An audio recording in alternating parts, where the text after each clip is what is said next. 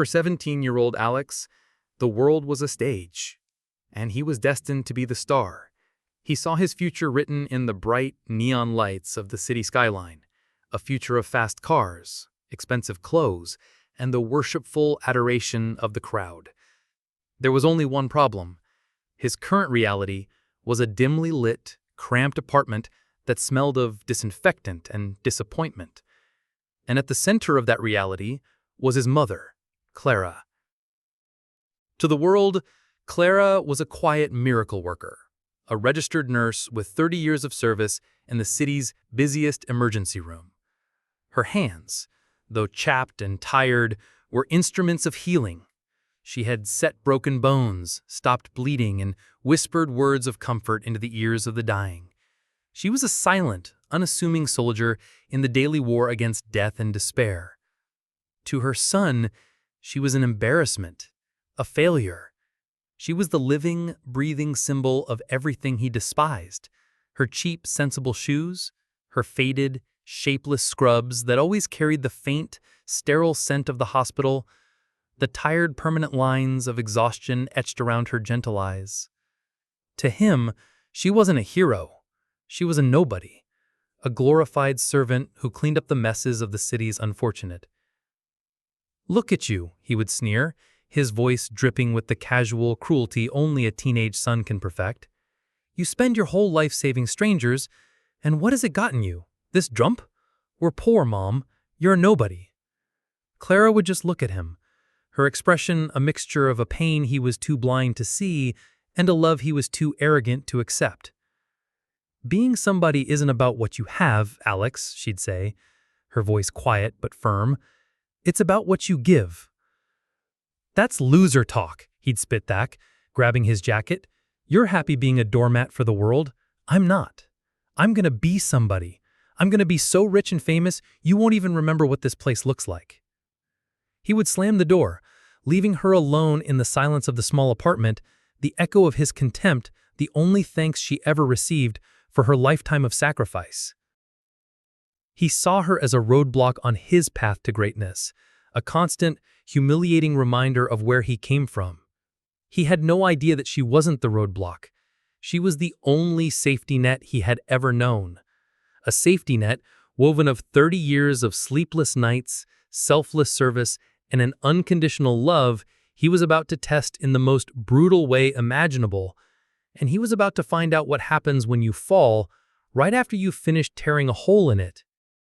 Alex's path to becoming somebody was a shortcut through the city's darkest, most treacherous alleys. He saw the world of hard work, the world his mother embodied, as a slow, pointless crawl. He was smarter than that. He was faster. He wanted the prize without running the race. He fell in with the wrong crowd. Not because he was a bad kid, fundamentally, but because they radiated a confidence and a power that he craved. They were older, their pockets lined with money from sources no one ever questioned. They wore the right clothes, drove the right cars, and looked at the world with a predator's easy arrogance. They were everything he wanted to be. They saw in him a useful tool, a young, hungry, and desperate kid willing to do anything to prove he wasn't a nobody from the poor side of town. The job started small. A lookout, a delivery, petty crimes that gave him a taste of the adrenaline and the easy money he so desperately desired. With every new pair of expensive sneakers he bought, with every crisp $100 bill he flashed in front of his old friends, the distance between him and his mother's world grew. He would come home late, smelling of cheap cologne and lies. Clara wasn't stupid. She saw the change in him. She saw the new clothes he couldn't possibly afford, the cold, hard look that was replacing the boyish frustration in his eyes. She tried to reach him. "Alex, what's going on with you?" she would ask, her voice laced with a fear she tried to hide. "This isn't you. Talk to me." "You don't get it," he'd say, brushing past her. "I'm finally doing something with my life. I'm making moves. You should be proud." "Proud?" she'd reply, her voice rising with a rare show of emotion. "Proud of what? The secrets? The money you won't explain? This isn't making moves, Alex. This is a dead-end street, and it ends in a prison cell or a morgue. You just don't want me to be better than you," he'd accuse, his words a venomous dart aimed at her deepest insecurities. "You're happy being a nobody, and you want me to be one too." The accusation would silence her, the injustice of it a physical blow. He would use her quiet love and selfless nature against her, twisting it into a weapon to win his arguments. Then came the night of the big job, a jewelry store. A guaranteed easy score the older guys had promised him. This was it, his graduation, his final exam in the school of shortcuts. One last job and he would have enough money to leave his mother's craft apartment, to leave her world of quiet desperation behind forever. He stood in the alley, behind the store, his heart a frantic drum against his ribs. It was a mix of terror and exhilarating anticipation. He was finally on the verge of becoming the person he was always meant to be, the star of his own movie. He didn't know that the final scene had already been written. And it wasn't a triumphant rise to stardom. It was a tragedy, one that would play out with a horrifying, poetic cruelty on the one stage he had spent his entire life trying to escape: his mother's emergency room.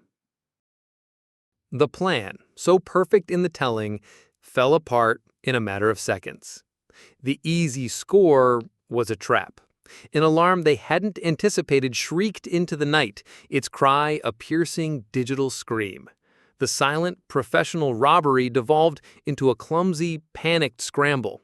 They grabbed what they could and bolted for the back door, just as the sound of approaching sirens began to slice through the air.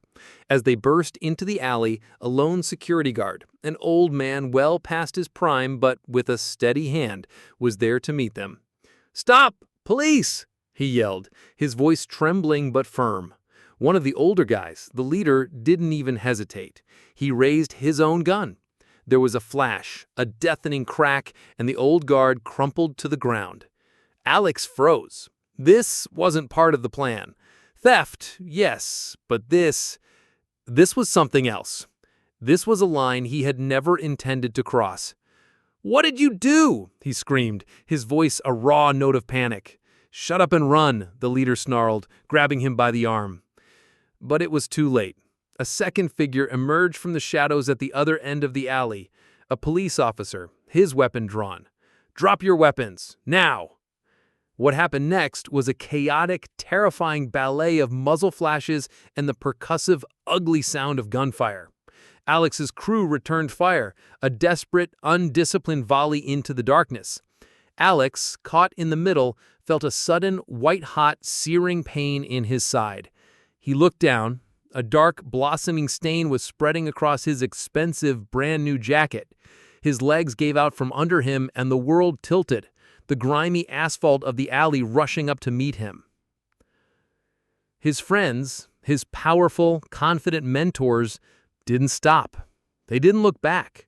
They scrambled over a fence and disappeared into the night, leaving him behind without a second thought. He was no longer a promising apprentice. He was a liability, a loose end. He lay there, the rain starting to fall, mixing with the blood pooling beneath him. The sirens were getting closer, a sound that was no longer a threat, but a strange, distant, and fading hope. The adrenaline was wearing off, replaced by a deep, terrifying cold. This wasn't how the movie was supposed to end. The star wasn't supposed to be left bleeding in an alley, abandoned and forgotten. His last conscious thought, before the darkness swallowed him whole, was a strange, ironic, and heartbreaking one. He thought of his mother.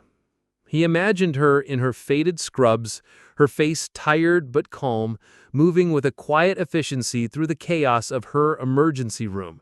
The world he had tried so desperately to escape, the world of pain and suffering that she inhabited every single day, was now the only world that could save him. He didn't know that his mother, Clara, was just finishing a grueling 12-hour shift. She was exhausted, her bones aching with a weariness that went soul deep. She was thinking about her son, a familiar knot of worry tightening in her stomach. She was about to clock out when the call came over the ER intercom. "Multiple GSWs incoming. ETA 2 minutes. Gunshot wounds, plural." The familiar, grim announcement that meant the night was not over. It meant that death was on its way to her door, and it was her job to stand in the doorway and say, "Not today." She took a deep breath, pushed her own exhaustion down, and turned back towards the trauma bay.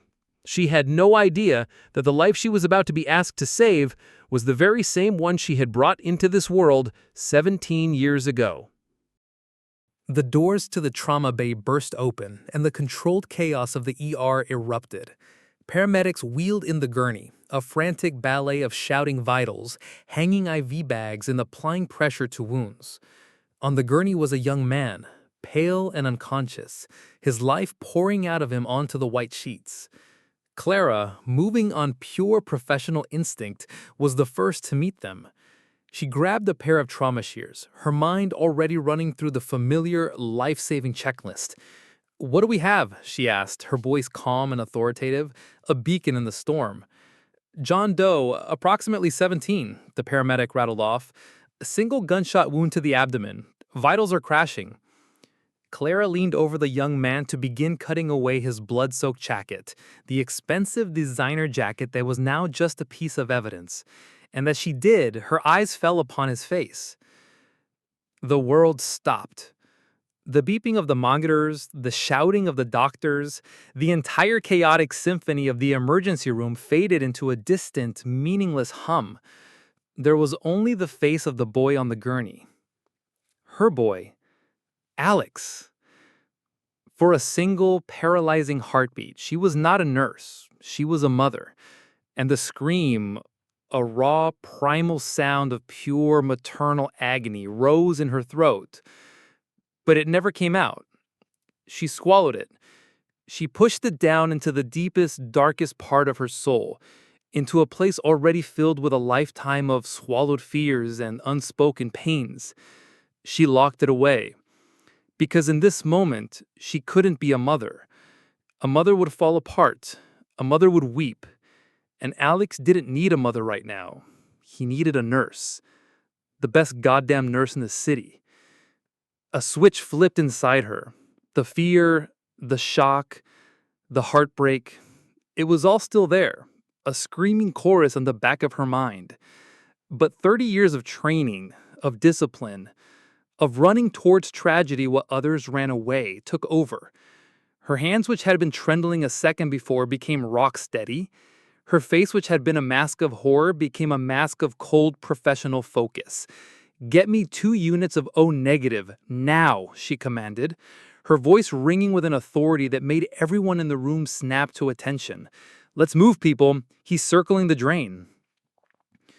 She became a machine. A flawless, efficient, and utterly determined machine whose only function was to keep her son's heart beating. She anticipated the doctor's every need, calling out vitals, preparing instruments, her hands moving with a speed and precision that seemed almost supernatural. The other nurses and doctors in the room watched her with a sense of awe. They had always known Claire was good. They had never seen this. They were watching a master at work, a seasoned warrior on her home battlefield, fighting the battle of her life. They saw a nurse giving her all to save a John Doe. They had no idea they were watching a mother, literally pouring her own life force into her son, fighting with a ferocity that went far beyond professional duty. She was fighting against fate, against a single bullet, against her son's own stupid, terrible choices.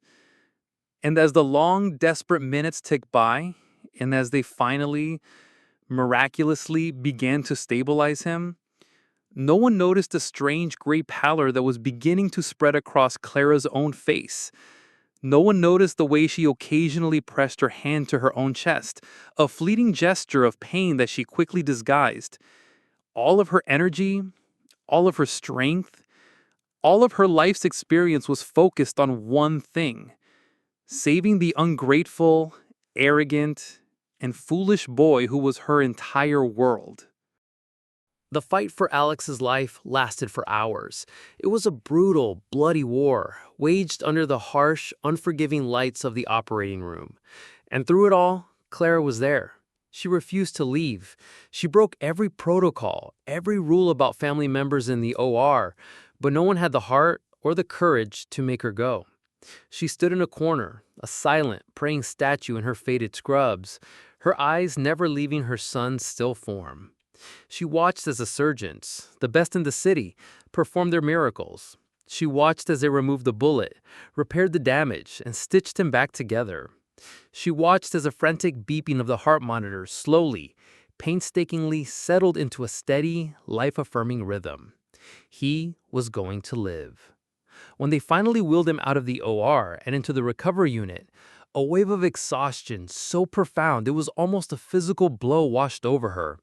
The adrenaline, the focus, the sheer desperate force of will that had kept her upright for the past 6 hours finally evaporated. Her legs felt weak. A strange, crushing pressure began to build in her chest. A familiar pain she had been ignoring for months, dismissing it as just fatigue or stress. But now it was different.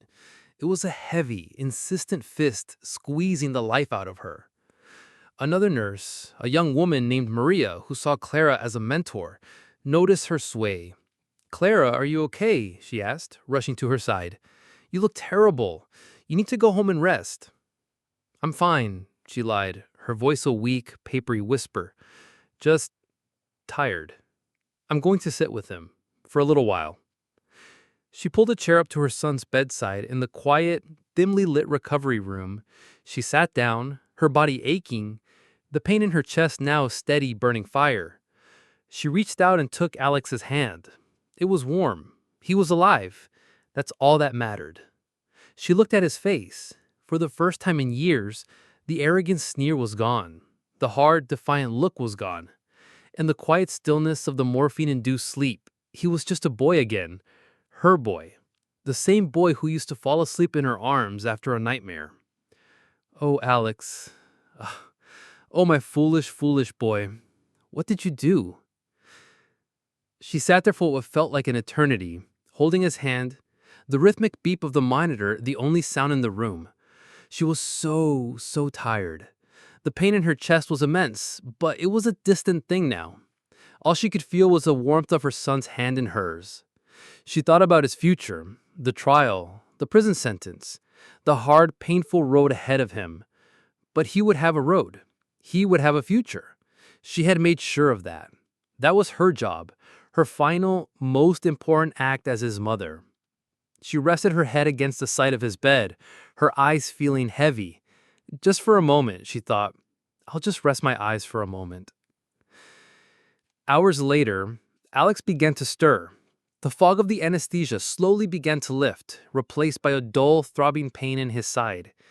He opened his eyes, blinking against the dim light. He was in a hospital. He was alive. He turned his head, and he saw her. His mother was slumped in the chair beside his bed, her head resting near his hand. He felt a strange, unfamiliar pang in his chest, a mixture of guilt and a strange, comforting sense of relief that she was there. "Mom?" he whispered, his voice hoarse. She didn't move. "Mom," he said again, a little louder, a cold, unfamiliar tendril of fear starting to creep into his heart. He tried to gently shake her hand, which was still loosely holding his. Her hand was cold, terribly, unnaturally cold.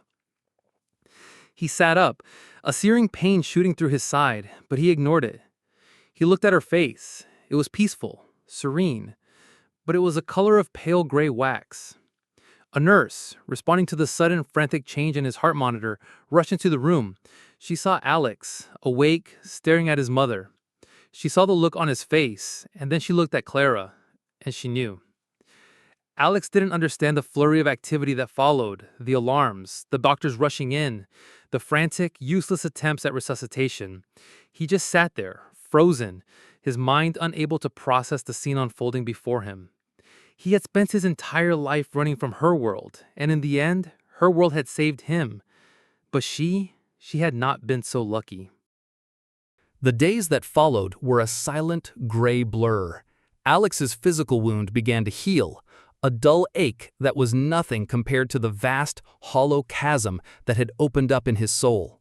He was moved from the ICU to a regular room, a room that felt as large and as empty as a deserted planet. He was a survivor, but he had never felt more dead. The police came. They asked him questions. He answered in a monotone, his voice flat, his eyes staring at a fixed point on the beige wall. He told them everything, the names of the others, the whole stupid, pathetic story of a boy who wanted to be a star and ended up a black hole. It didn't matter anymore. Nothing did. One afternoon, Maria, the young nurse who had worked with his mother, came into his room. She wasn't there to check his vitals. She was holding a small, worn cardboard box. "These were in your mother's locker," she said, her voice soft and full of a pity that felt like acid on his raw nerves. "I thought you should have them." She placed the box on his bedside table and quietly left. For a long time, he just looked at it. He was afraid to open it, afraid of the ghost that lived inside. Finally, with trembling hands, he lifted the lid. There wasn't much: a spare pair of comfortable, worn-out shoes, a half-eaten bar of chocolate, and a thick, dog-eared photo album. He opened it. The first page was a picture of him as a baby, wrapped in a hospital blanket being held by a much younger, radiant Clara. Her smile was the brightest thing he had ever seen. Page after page, it was his whole life, his first steps, his first day of school looking terrified in an oversized backpack, him at a birthday party, his face smeared with cake, and in every single picture, she was there, sometimes in the frame, beaming with a pride that was almost painful to look at now. Sometimes he could feel her just outside the frame, the one holding the camera, the one preserving the memory. He had spent his whole life trying to escape her, to be his own person. He never realized he was never his own person. He was a part of her, the most important part. At the back of the album, tucked into a plastic sleeve, was a single folded piece of paper. It was a letter. From her. It was dated the day before the robbery, as if she knew, as if she had felt what was coming. "My dearest Alex," it began. "If you are reading this, it means I'm not there to say it. I know you are angry with me and with the world. I know you think I am a nobody, and maybe you are right. But I need you to know that in my world, you were never a nobody. You were the king. You were every sunrise, every heartbeat, every reason I got up in the morning and fought through another exhausting day. I didn't save lives for strangers, my love. I did it for you. To build a world, however small and poor, where you could be safe. I'm so scared for you. I see the path you are on, and my heart breaks. Please, Alex, remember the little boy in these pictures. The one who was full of so much light. He's still in there. Don't let the world put him out. It doesn't matter if you become somebody to the world. You have always been, and always will be, my somebody." The letter fell from his hands, and the dam finally broke. A sob, a raw, ragged, animal sound of pure, undiluted grief and regret was torn from his chest. He clutched the photo album to his chest, his body shaking, the tears of a lost little boy finally streaming down his face. He had gotten everything he wanted. He was famous now. His face was in all the papers. He was somebody. He had spent his whole life ashamed of the one person who was never ashamed of him. He had run from the only love that was ever truly unconditional. He looked around the silent, empty hospital room. He was finally free. He was finally alone. And he had never, ever been poorer.